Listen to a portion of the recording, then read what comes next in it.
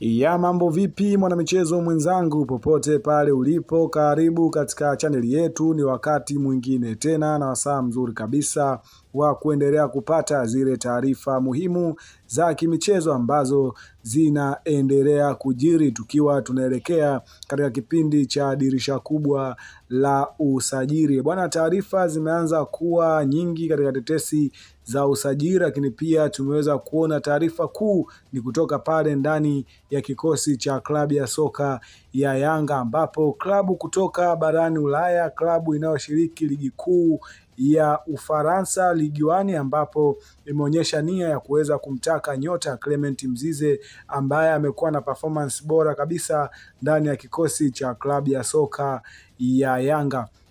Wana klabu ya Olympique Lyon imeonyesha nia ya kumtaka Clement Mzize, mchezaji huyo ambaye amekuwa na kiwango bora kabisa, na taarifa za awali zinaeleza kuwa wapo katika mazungumzo, na hili amelithibitisha afisa habari wa klabu ya soka ya Yanga Ali Shabani Kamwe, ambapo ameeleza kuwa afisa habari wa klabu ya soka ya Yanga Ali Kamwe amethibitisha kuwa mshambuliaji wa klabu hiyo Clement Mzize msimu ujao atacheza ligi kuu Faransa, ingawa hajabainisha ni timu gani ataenda kucheza. Ali Kamwe amesema kuwa Yanga itapata bilioni 5 kwa mauzo ya nyota huyo ambaye amekuwa na kiwango bora kabisa na kushawishi timu za Ulaya kuweza kutaka huduma yake.